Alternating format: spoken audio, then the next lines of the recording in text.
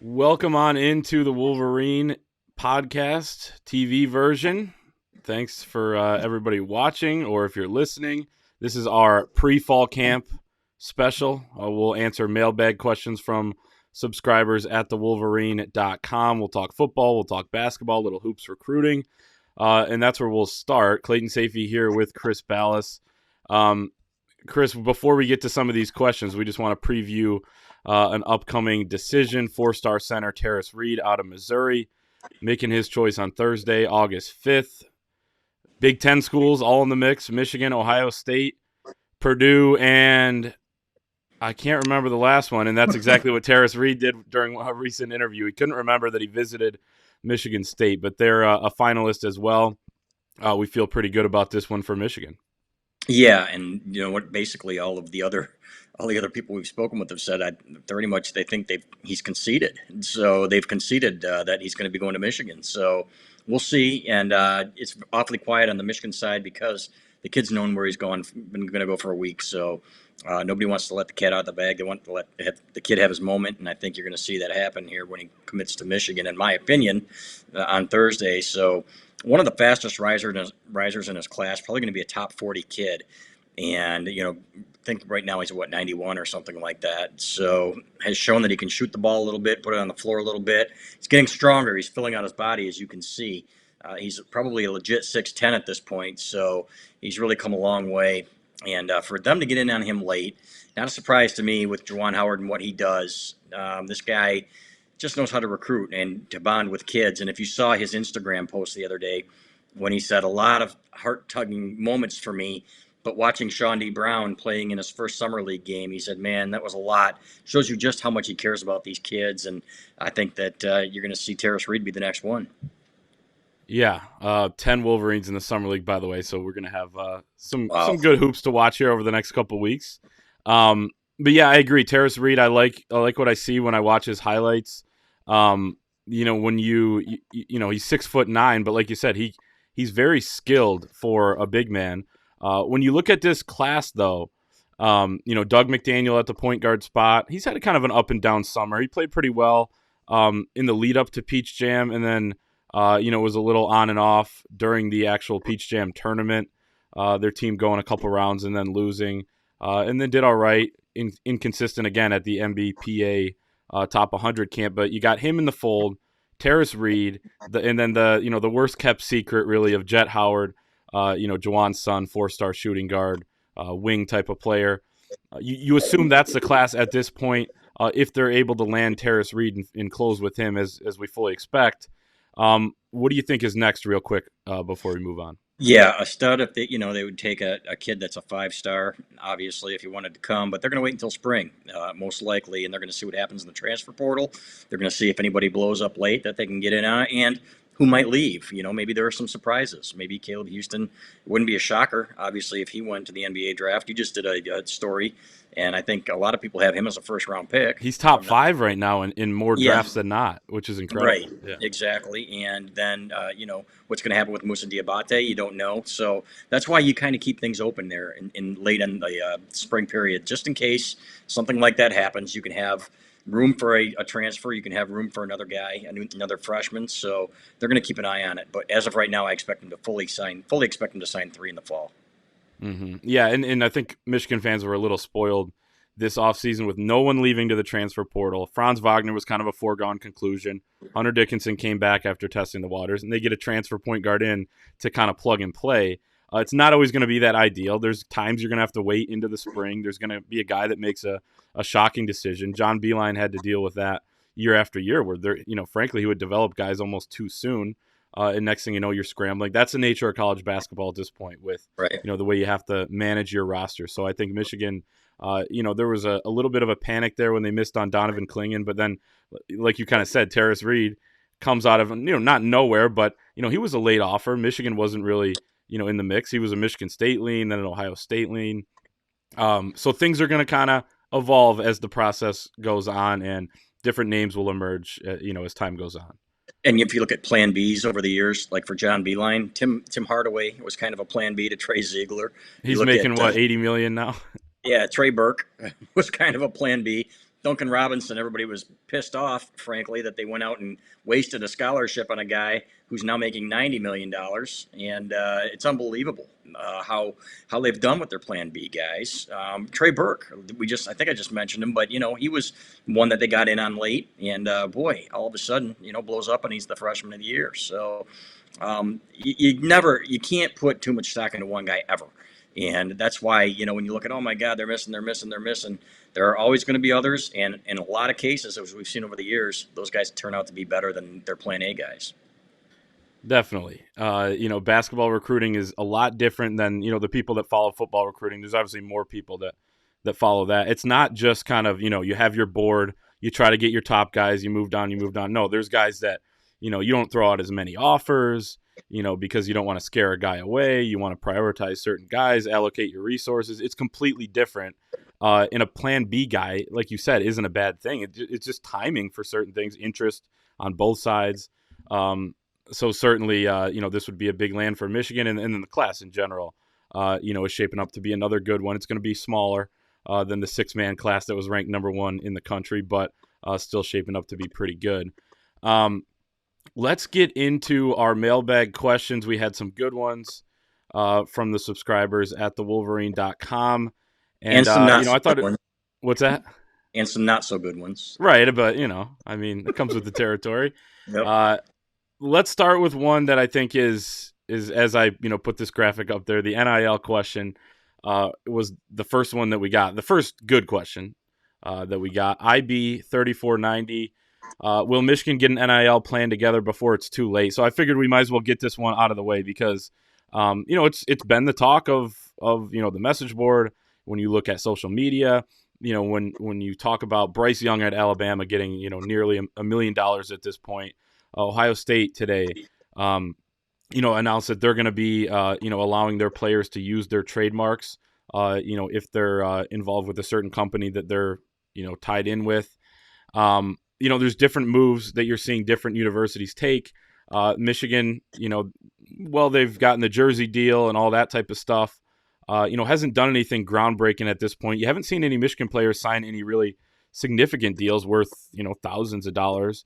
They could be. They're not, they don't have to tweet it out or put it on social media. But at this point, we haven't heard of anything like that. I guess, where do you stand right now on what Michigan isn't doing that they should be doing and kind of what the next steps are looking like here as things progress? Because it's important to remind people as well that we're only 4 weeks into this. That's fine, but if you're 4 weeks in and everybody else is miles ahead of you, then you're way behind. And you can say that all you want to. If you're playing catch up, then you didn't do your job.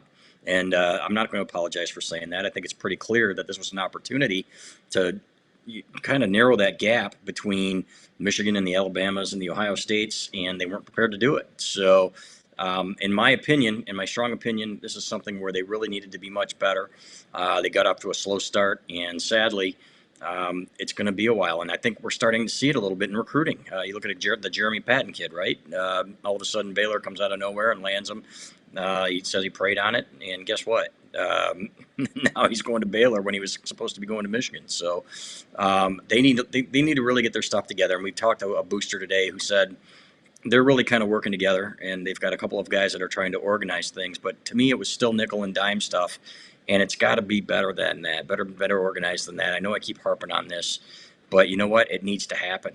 Otherwise, this program, 17 years removed from a Big Ten championship, which is crazy, is going to languish behind the Ohio States, not just the Ohio States, but the Penn States. And, you've got to, they're not going to be competing even for a division title. So really need to step up and listen to their boosters and get it together here before it's too late. In my opinion, they're already way behind. At the same time, when you look at Jeremy Patton, I mean, if it was NIL at the last minute, I don't know exactly what happened. I mean, I don't know how legit, that could be. I mean, now everyone's just using NIL as an excuse. Does it matter? Right. But it doesn't matter because if there's that perception, like, hey, we can't promise you, we can't give you this now, but we can tell you, like Nick Saban just did, my quarterback got $1 million, and we'd be stunned or we'd be really surprised if you didn't get it. Wink, wink. Technically that's probably not a violation. So those are the kinds of things that you have to do in this day and age. You cannot be behind when it comes to that kind of stuff if you want to be relevant in college football. We're seeing super conferences now where the SEC is going to have all the best teams. Would it stun you if Ohio State joined the SEC in 4 or 5 years? Wouldn't stun me either. So they're going to be the have and have-nots in college football, and Michigan needs to get its act together here to be one of the haves, because you know what, the tradition and that winged helmet, it's all nice, and but kids want to win, and a lot of kids now want to get paid, so they better get on it. Yeah, and we'll see what Michigan does going forward. But yeah, like you said, I mean, schools had departments that were already starting to be built out before this passed, knowing that it was going to happen. And Michigan knew too it was going to happen as well. Jim Harbaugh went out and hired a director of branding. I'm not saying that is some groundbreaking type of thing, but it's just proof that they knew it was coming, because that was Yeah, before July 1. And and I think, yeah, I don't blame the coaches. I think that exactly. it's the administration. I'm not saying Jim Harbaugh did anything wrong. I'm just saying that as a collective group, they needed to. Jim Harbaugh said, "Hey, I still think your tape is your brand, and the way you act is your brand, and so on and so forth." And he's right in that respect, but that's not paying them NIL money, and that's not what the kids are thinking right now when it comes to, hey, how much money am I going to get? I spoke to somebody today talking about an elite prospect from the 2022 class whose dad was, saying, okay, this is what so and so is promising. This is what so and so is promising. Michigan can't compete with that. And I'm not saying that they should try, but they should do everything to say, okay, they can promise you that up front. We've got this booster, this booster, this booster. We'd be really stunned if we didn't at least match that. That's my point. Yeah. And I will say on Jim Harbaugh's comment, I think part of what his point was that, his guys still need to focus on football and school and all of that. Right. Um, Yep. and like, EJ reported the other day about, how they are going over NIL with these recruits when they come in and talking about the brand. The official offer letters that went out the other day made mention of that, how the name, image, and likeness will be boosted by the fact that Michigan is a national brand and has the largest living alumni base. But like you kind of said, we don't blame the coaches. I mean, I think the frustration for most people is with the administration at the school, and possibly, the athletic department, Yeah. and less with the programs in general. It's not Right. Juwan Howard, Jim Harbaugh, Kim Barnes-Arico, go down the line of these coaches. I think they want to maximize the opportunities for their players, but they're not, they don't run the school. And Right. it's just different at a place like Michigan. Unfortunately, in this case, obviously has its perks in other areas. So off of NIL, let's move on to football, which we're excited for. We're driving back from the Big Ten Media Days, and we were talking about, man, it's coming up here pretty soon, and how exciting the fall is. Pontificate is wondering one area on defense and offense that if Michigan can be good at, it will get them to 8 to 9 wins and perhaps win a game that they shouldn't.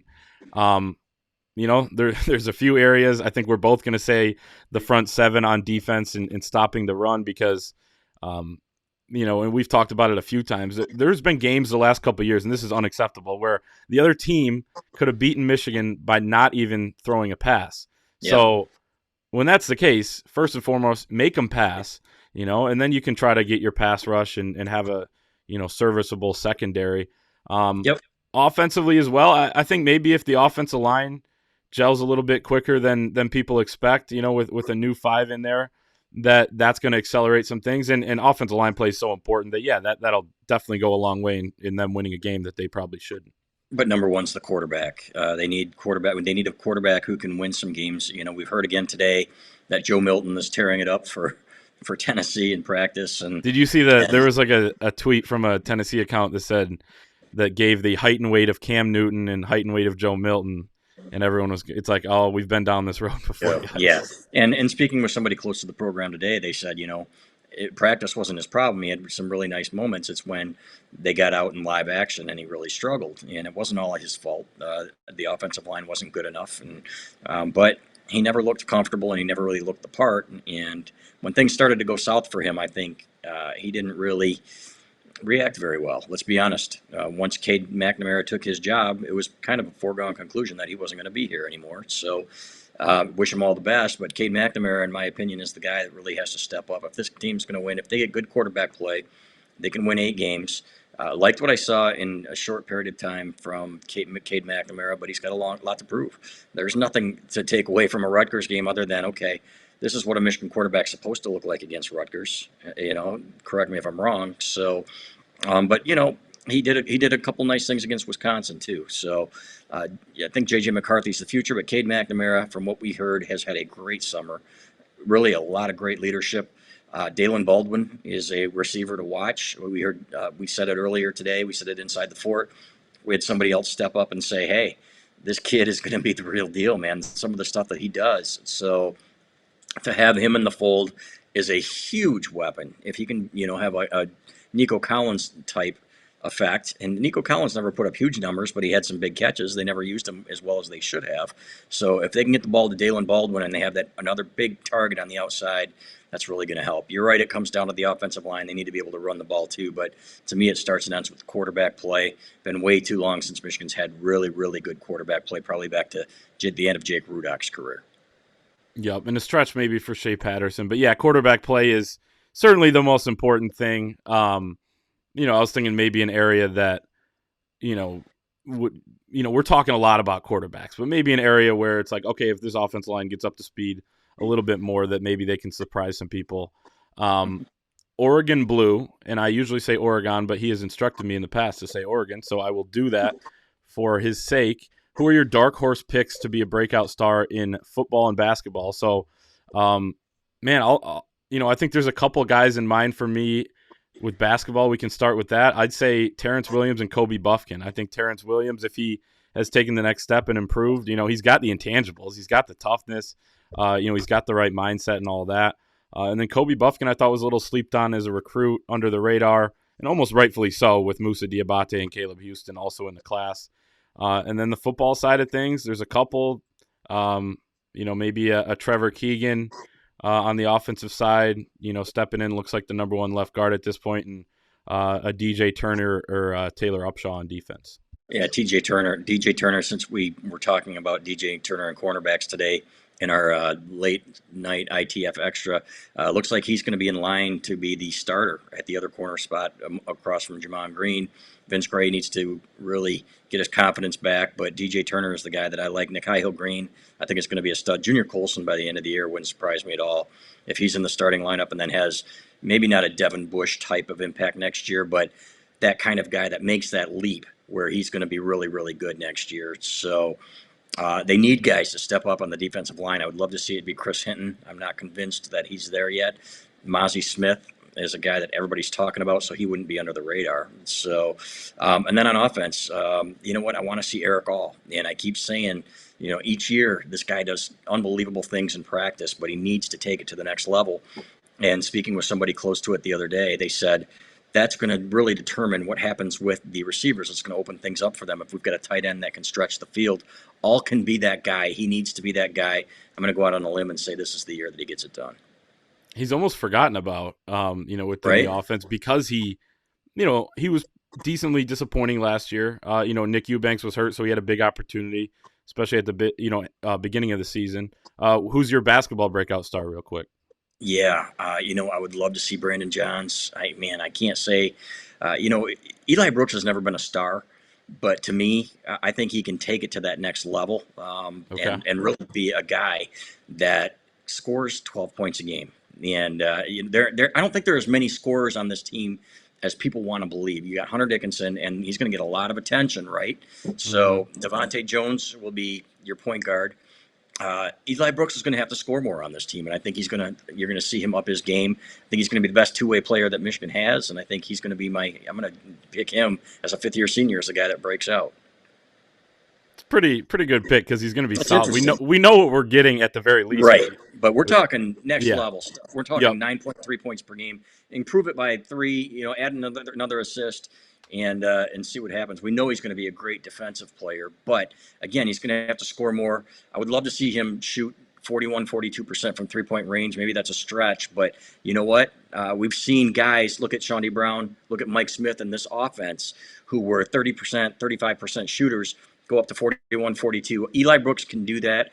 I'm going to put it out there that he's going to do that, and that's going to make him my breakout player. Yeah, and he was at 39.6 last year from 3-point range. Now he might have to take a few more shots, but I think that could impact his numbers as well, the volume going up. But he definitely has it in him, in my opinion. Let's move on to a question from Detroit Slopster. He says, lots of attention on Hutchinson, and rightfully so, but who's the guy that gets freed up outside of Hutch and has a breakout year and reaps the benefit of Hutch getting the extra attention from opposing lines? There's some candidates for this. David Ajabo would be a guy that comes to mind. Taylor Upshaw is another. Maybe a Mike Morris type, but that's going to be key, I think, because it's so obvious, that's going to be key. But when you had Chris Hutchinson on with Doug Skeen, and he was talking about, Aiden's going to, his primary responsibility is to get to the quarterback, man. He's like, hopefully someone else is, eating up some blocks too, so he can get free a little bit himself. But Aiden's going to definitely have some attention on him, and hopefully he'll free up some other guys. Thanks for watching, everybody. We'll be back with another show next week. Until then, check us out at thewolverine.com. Use the promo code BLUE60 for 2 months of our premium content absolutely free, and we'll see you then.